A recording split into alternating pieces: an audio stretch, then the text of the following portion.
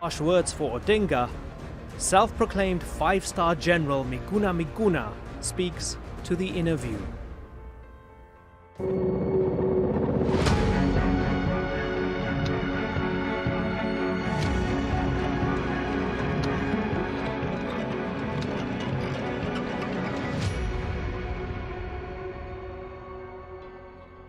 And Miguna joins us now on the Inner View, coming to us from Nairobi, Kenya. It's been a while. Good to have you on the program. Welcome. Thank you. You were outside of the country the last time you and I spoke. You're back in Kenya. Are you content? Are you happy? That's a difficult question. I was out of the country because I was forced out of the country for nearly 5 years. And then eventually the people who forced me out of the country are out of power and I'm back home. To that extent, yes, I am happy. Am I happy that they sent me out of the country? Of course not. Am I happy that they have not faced justice for the crimes they committed against me? Of course not, and against Kenyans. Of course not. So it's yes and no. Back then you said that you were waging the mother of all liberation wars. Does that war still need to be waged now that you're back in the country? Against the merchants of impunity, the ones that conspired to force me out of the country, the forces of retrogression, the people that have captured this country and enslaved Kenyans for the last 60 years and made sure that the wealth of a nation is in the hands of less than 100 people, mostly men. How much has changed at the ballot box, given that there is a new government? President Ruto's government allowed you back into the country, is not actively persecuting you as far as I can see. So has there been any positive change? Why would they be persecuting me and we fought on the same side against the oligarchs? Right. I mean, they turned on Ruto. You know very well that the last 4 years, they turned Ruto into a boogeyman. And they have been beating on him since then. And they tried to stop him from being president. So in a way, we ended up on the same side. Right. So why would Ruto be persecuting me when I help him become president? Right. Well, the point I'm making is that if he's at the wheel and you have positive feelings about this government, why does this liberation war still need to be waged? Why do you still have to be the five-star general of the National Revolutionary Movement? Isn't the country in good hands? Because the war for social justice, the war for justice, the war for transformation is not a war against individuals. It's a war against a system, a systemic, systematic, entrenched system, a neocolonial system, a system the imperial former colonial powers put in place to serve foreign interests. These have just been their lackeys. So yes, Ruto is president today, but that's an individual. UDA is just a party. You do not change a system of enslavement because of a change in regime. It is too deeply entrenched to be changed in 1 day or 1 month or 1 year by one regime, if that regime is interested and committed to transformation. So I'm committed to the transformation of this country, to the overhaul of the neocolonial structures that have kept the Africans, Kenyan Africans, in enslavement for 60 years. That's a different question altogether. The former Prime Minister Raila Odinga is asking his supporters to take to the streets to protest against this government and to call for change. Your thoughts on that? That's a cynical, hypocritical conmanship that Raila Odinga has practiced on the Kenyan people for the last 45 years. Raila Odinga is not committed to change. He's not committed to transformation. He's not a progressive intellectual or leader. That is why in the last 4 years, the last 5 years, Raila Odinga was in bed with Uhuru Kenyatta who was a tyrant, who terrorized the Kenyan people, who looted and plundered the Kenyan economy. And he was cheering. Raila Odinga cheered when I was being persecuted, when I was tortured, sedated, and forcefully removed from Kenya twice. He said that if he were to become president, he would pursue and continue these tyrannical policies and activities of Uhuru Kenyatta. So when he says he's leading protests for himself. This is a selfish man who is only interested in his own stomach and that of his cronies. There is absolutely no way that this protest could lead to anything better for Kenyans. When the cost of living was at its highest, Uhuru Kenyatta was president and Raila Odinga was supporting him. If Raila Odinga had stayed on course, like I wanted him to, in 2017, 2018, he would be president now, and Ruto would be in opposition. But he betrayed me, and he betrayed Kenyans. And he thought that the shortcut to power was to betray Kenyans and to ask Uhuru Kenyatta to rig elections in his favor, which Uhuru Kenyatta had rigged in Uhuru's favor in 2013. Right. Well, unfortunately for him, history is not very kind to hypocrites like him. Yeah, when you talk about history, because you were against Raila, then you were for him, and then of course you paid the price for being for him when you swore him in, and then you were not allowed back into the country, and you suffered as a consequence, and as you say, he turned his back on you. It's a very personal relationship. It's almost Shakespearean. No, it isn't. No, it isn't. It's just that people like you don't understand what it is. Educate me, tell me. I was never for or against Raila. You swore Let him me educate you a little bit. You swore him in at his ceremony. No, just listen. No, that's being simplistic. I was never for or against Raila. You were next to him. I was for a fully... You were next to him when they said he lost the election, and you said no. Sure. But okay, to clarify, the reason I say you were for him is because... So can I answer the question? Can I answer your question? I'm going to finish the question. My friend, don't answer your question. Sure.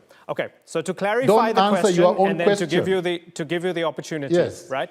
So from the outside, when we saw you swearing him in when others said that he didn't win the election, and you swore him in to say he is the legitimate leader, from our perspective, it looks like you were for him.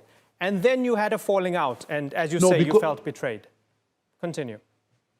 No, because you are not intellectually clear. Let me explain to you so that you remain focused intellectually. I'm focused. Tell me.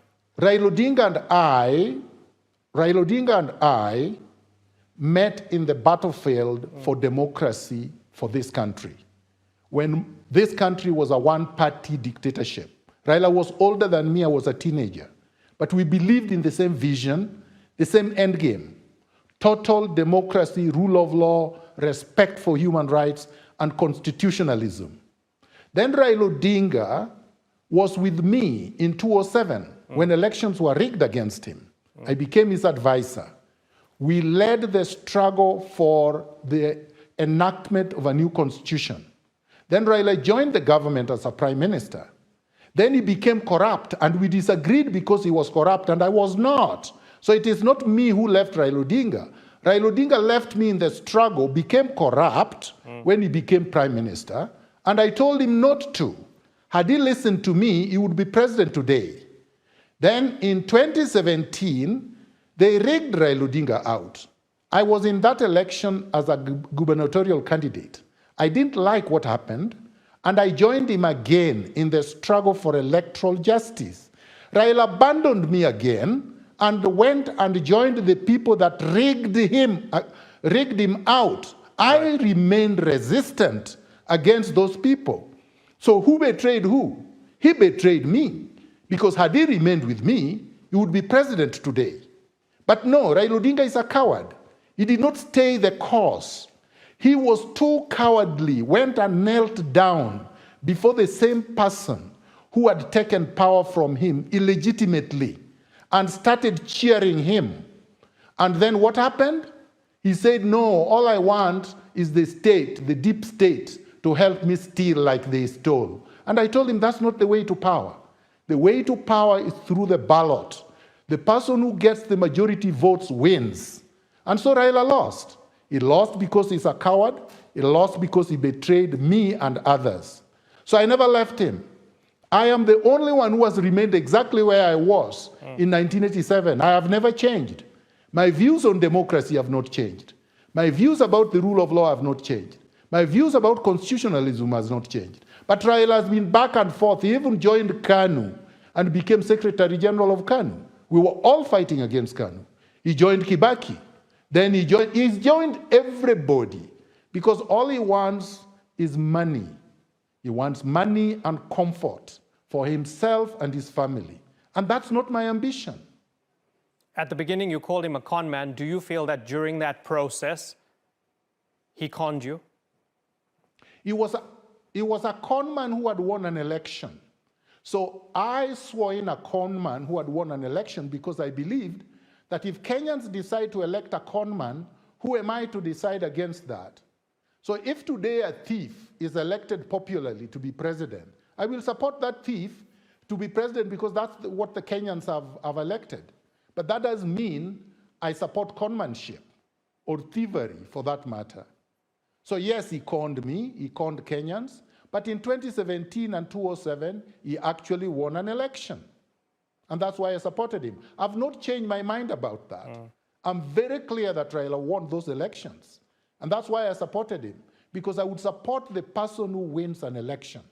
Just like now, Ruto won the 2022 election. Raila is now becoming silly by saying that he does not recognize a president that was elected by the people. Yet going into that election, Raila said that he respects the IBC, he believes and trusts Chebukati, and he would accept the results even if he loses. He went to the Supreme Court. The unanimous decision of the court was that Raila lost and Ruto won. I think the decent thing right now is for Raila to let Ruto govern for 5 years. If he will be alive in 2027, let him contest again if he wants. And if he wins, we will clap and say, hooray. Let him govern also if that is what the Kenyans want. And if he is dead, well, then history shall judge him. To the point of Ruto governing, objectively, things don't seem to be too rosy on some fronts right now. So with the cost of living crisis, with the fact that for the first time since independence, the government has struggled to pay some civil servants their salaries. Isn't that Ruto's problem, and isn't his government to blame for that? No, I disagree because number one, the cost of living was already astronomically high by the time Uhuru left power. The cost of living in Kenya, the commodity prices, the starvation, the unemployment, the high unemployment, the suffering, the general suffering, was caused by Uhuru Kenyatta, by his plunder, by his misrule, by the excesses of his regime. He confessed himself to the public that his administration, people in his administration, were stealing 2 billion Kenya shillings every day. He never had those people arrested or prosecuted or jailed. He never repatriated those funds back to Kenya or for use by the public.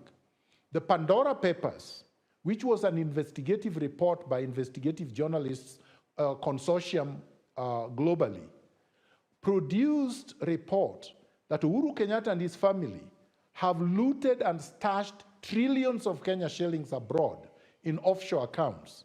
He said he would address the country 90 days after he would have come from a trip abroad. He never did. We have not seen the money. So you cannot blame Ruto for that. Uhuru Kenyatta was the president for 10 years. So when Ruto takes power, and it's not even 1 year, he found himself in a hole, which Uhuru Kenyatta dug. So to dig yourself out of that hole would need time, would need a concerted effort, would need pragmatic policies and actions that hopefully is putting in place. So really, there is no government in the world that can find itself in this kind of recession, and then you expect mystically or mysteriously that they would be able to come out of it overnight. Okay. When there was deep recession in the United States, Roosevelt took time to come out of that recession through practical, pragmatic economic policies. Okay. And I have hope that this administration will do better. If they don't do anything to get out of this hole, then of course Kenyans will judge them harshly. Yeah, it sounds as if you are hopeful and you're willing to give them time. I want to rewind a little bit, rewind the decades a bit, because I want to get to the origins of your activism. I read that as a teenager, you were arrested for political activism during the regime of Daniel Arap Moi. Would you say that's what shaped you? I mean, you left for Tanzania, if I'm not mistaken, very soon afterwards. Was that the origin story, the political origin story of Miguna Miguna? No, you have to rewind a little bit farther. I was actually shaped politically, ideologically in my village when I was a kid by the struggles of my own mother. So it goes much, much further when I was much, much younger. My father happened to have died before I was born. And so a single mother raised me.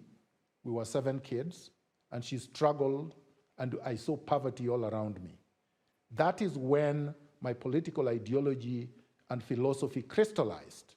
And of course, as I read more and went to high school and eventually to university, it became more apparent as to what the problem was. So by the time I was joining the University of Nairobi, my philosophy, my ideology, my political orientation was already completely formed. And I knew who the enemy was. And I joined the struggle knowing where I stood vis-a-vis that enemy. And that's what I've been pursuing ever since. So yes, by the time Moi cracked down, not just on me, but the entire leadership of the University Nairobi student organization, and detained us without trial, tortured us, and then expelled us from the university, my political activism had already been crystallized. And then Yes. fast forwarding to your time in Canada for those 5 years or so when you were on the outside, were there times when you felt that this might be forever, that you might have to actually live in exile? Talk me through some of those emotions. No, actually, if you remember, immediately I was forced into exile in Canada. Your channel interviewed me a number of times, and the first interview I did when I was in Toronto, I said, and I think people thought I was being over-exuberant, I said, we shall triumph, that this is a temporary setback, that Uhuru Kenyatta and Raila Odinga would not succeed, that Kenyans would defeat them. And you asked me, are you sure? And I said, I'm as sure as hell. So no, I never lost hope. Not for a second did I think that I would die in exile. That's why I said, in the outside chance that I was wrong, in the outside chance that Uhuru managed to impose Raila Odinga as president, I would not come back. I would have died in exile. Because there was absolutely no way that I was going to come back to that tyrannical system and accept it. If I was going to come back when they were in power, I would come back guns blazing and just fight them like you would fight an enemy in any situation. Did you change your perspective on anything while you were in Toronto from the outside looking in? No, the only thing that changed is that I found myself on the same side as William Ruto. Ideologically, politically, Ruto has never been on my side. I have never been on Ruto's side. But we found ourselves on the same side because my enemies turned to be his enemies, who are all his longtime friends. When Ruto was at the university, I was a student leader and he was in the Christian Union. and he didn't know politics, leave alone radical politics. And throughout his life, he's been a conservative, and I am not a conservative. So we've had very different political positions. But then came Uhuru Kenyatta and Raila Odinga, came into bed, and Raila Odinga turned upside down everything that we've ever believed in. So instead of being progressive, Raila Odinga became more right-wing than William Ruto. Raila Odinga supported excesses that we have opposed throughout our lives. So I looked at the political panorama, and I realized the only person who can defeat these people as I'm abroad is William Ruto. He had the commitment, he had the focus, he had the stamina, he had the organizational acumen, he had the party, and he had the hunger for power. And I knew this was the only way. I could not support Raila Odinga, and the rest who were competing with William Ruto were jokers. So the only way to defeat Raila Odinga and Uhuru Kenyatta was to work with William Ruto, and that's exactly what I did. I'm a pragmatic political animal. A pragmatic political animal. For those people who are taking to the streets at the behest of Raila Odinga, who are supporting Raila Odinga, of course, taking to the streets is not something that you would normally oppose. It's something you called for in your personal capacity as well previously. When they go out into the streets demanding change, when they point to the cost of living crisis, when they point to the unpaid salaries, when they point to the fact that they feel things are not working out for them in their country, your message to those protesters is what? You see, if these protesters were led by genuine revolutionary or progressive leaders, I would have joined them. I would have supported them. If their protest was strictly against the standard of living, the high unemployment, the police brutality or extrajudicial killings, I would be for them. But that's not what they are. These protests were called by Raila Odinga after 8 months of hiding, or after having accepted the results of the election, for personal reasons, so that he can have a handshake, so that he can join this government from the back door. So it isn't what he's saying. You know, if these protests were because of high standard of living, then he should have led them for the last 5 years when Uhuru was president. But he didn't. In fact, he defended the high cost of living. He gave Ukraine as the excuse. Then he gave world economic crisis as the excuse. He's given every bad excuse for misgovernance and plunder. So what I'm saying is this: they are wrong-headed, they are founded on mischief and lies, and as a result, I cannot support them. And they are led by hypocrites. They are led, Martha Karua is one of those people that stole Raila's election in 2007 and thumbed her nose and told Raila to go to court instead of calling for protest. At that time, I was protesting. In 2017, 2018, when I led the national resistance movement, Martha Karua was not in it. Kalonzo Musyoka was not in it. Jeremiah Kioni was supporting electoral theft and injustice. Wamalwa was a minister in that election, in that government that stole the election. All these renegades that Raila now surrounds himself with are the same people that caused the problem that they are purportedly complaining about. Then come to the people who are demonstrating. But aren't they also Almost just being, 99.9% aren't they just being pragmatic political animals as well? Those people, aren't they just being pragmatic political animals? Sure. I'm going to answer that question, but let me say this. The people that are demonstrating is not Martha Karua, is not Raila, is not Wamalwa and the rest. 99.9% of the youth on the street are unemployed. They don't have a job. They don't have an income. So they have lived like this throughout. Many of them are graduates who have never had a job. But Raila has been in power. All these people around Raila have been in power. They are all billionaires. What have they done for the youth? The youth are being killed on the street. Yesterday, Raila, Martha Karua, and the rest did not even join them because they said their security have been withdrawn. So they want the same regime that they are campaigning to remove to provide them with security. Miguna, now, coming to pragmatism. We're running out of time, so if you could do this briefly. Thank you. I am doing this briefly. Thank you. No, they are not pragmatic political animals. They are hypocrites because they have not stood on the side of Kenyans throughout their lives. They have used Kenyans as pawns for their selfish gains. And that is very different from me. In the last 45 seconds before I thank you and have to say goodbye, you said to your 2.4 million Twitter followers that you were not going to subscribe to Twitter Blue. You didn't care about the blue tick, but I still see you have the blue tick. Have you subscribed? Changed your mind? What's up with that?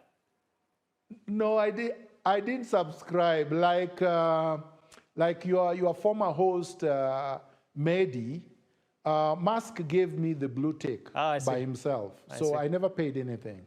Okay. Yeah, it was just given to me as a gift by Elon Musk. Does it mean something to you? No, well, it meant something when it was not being paid for, because now any Tom, Dick, and Harry can just pay and be verified. Before, it meant that you had a unique voice and a unique contribution to make, and that there should not be distortions and misrepresentations of what you represent. But now anybody can go there and call themselves Miguna, and they would have a blue tick. Miguna, you are indeed a unique voice. Always a pleasure talking to you. Thank you very much.